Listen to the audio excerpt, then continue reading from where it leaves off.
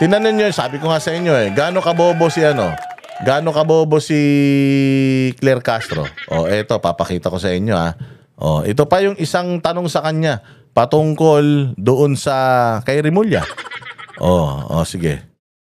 Vice President Sara Duterte said that if she were president, she wouldn't have the former SOJ as the ombudsman. What's the palace's take on this? Nagkataon po hindi siya po ang presidente, so mahirap po sagutin ang isang pangarap na hindi mangyayari sa ngayon. Pero ang alam po natin, the president thinks well, knows better. Thinks well? Meron ba nag-iisip na ganyan? Parang lutang. Hindi mo nga mahanap, makausap pag kailangan, tapos thinks well. Walang utak, tuyo na yung utak niyan. And knows better. Knows better? Wala nga pinag-aralan yan. Hindi nga nakatapos ng eskwela yan, knows better. At alam po din natin na ang Pangulo ang nagpaumpisa para po labanan ang korupsyon. At hindi po niya hahayaan na matolerate o kampihan o depensahan yung gumagawa ng pagnanakaw. Lul! Dinipensahan mo na nga si Martin Romualdez Hindi ka nga spokesperson ni Martin Romualdez pero dinipensahan mo si Martin Romualdez na he's innocent until proven guilty.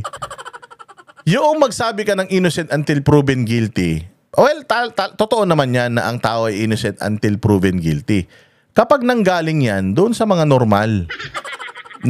Pero kung manggagaling mismo sa spokesperson na Malacanang at ang Malacanang, kasi when you speak for Malacanang, ikaw yung sinasabi mo, yan yung posisyon ng Malacanang So pag sinabi mo na Martin is not guilty, innocent until proven guilty, pag yan ang posisyon ng Malacanang at sila nagpapaimbestiga at kasama si Martin Romualdez sa iniimbestigahan, ina-acquit mo na kagad si Martin Romualdez. Di ba? Which is maling-mali. Maling-mali yun. Kasi nga, nakikita na kagad na bias kayo. Dapat ang sinasabi mo doon, si Martin Romualdez has to answer sa mga paratang sa kanya. That's it. He's still not guilty because of the presumption of innocence, but he has to answer to all the rumors that's going around. Ganyan ang sagot.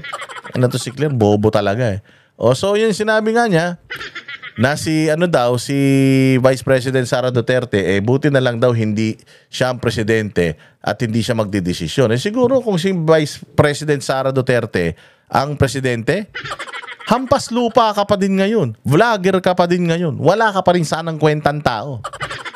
Lumaki na kaagad ang ulo mo. Buti na lang tanga presidente at naglagay ng mga tao sa gobyerno na tanga rin katulad mo. Kasi tingnan mo si Boyeng Remulla, how he answers. Tingnan mo si Boyeng Remulla, paano niya sinagot yung tanong na yan.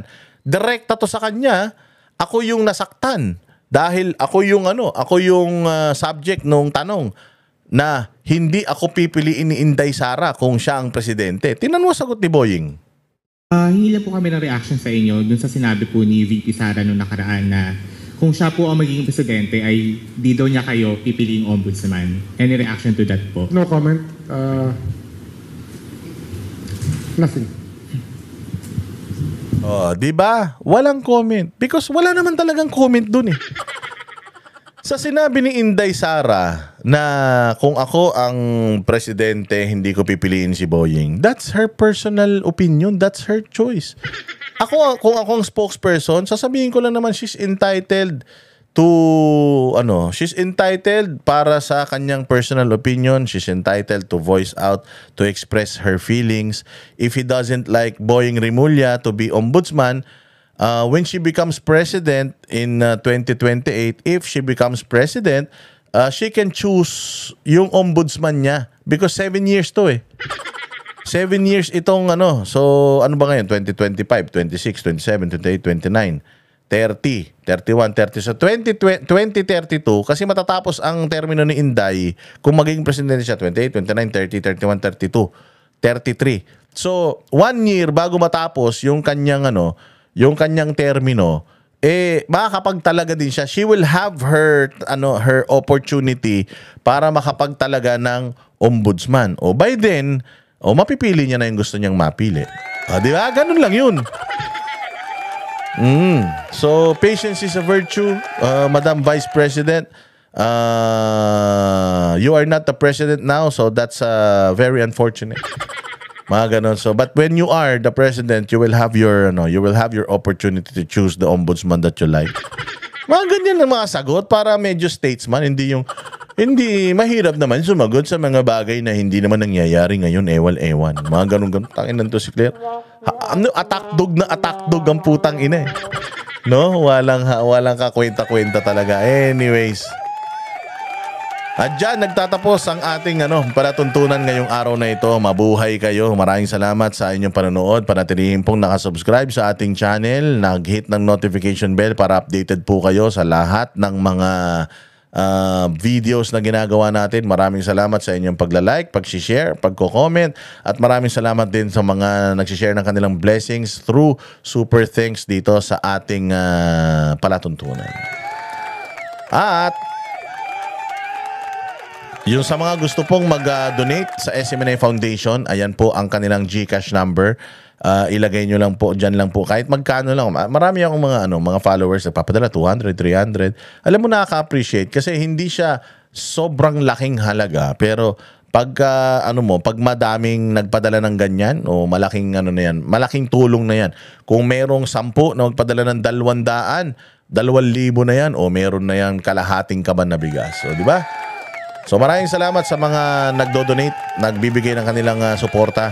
Hopefully, as soon as possible, makapunta tayo sa mga iba pang nasalanta ng bagyo at makatulong muli ang SMNI Foundation. Mabuhay kayo. Maraming salamat po. See you again next vlog.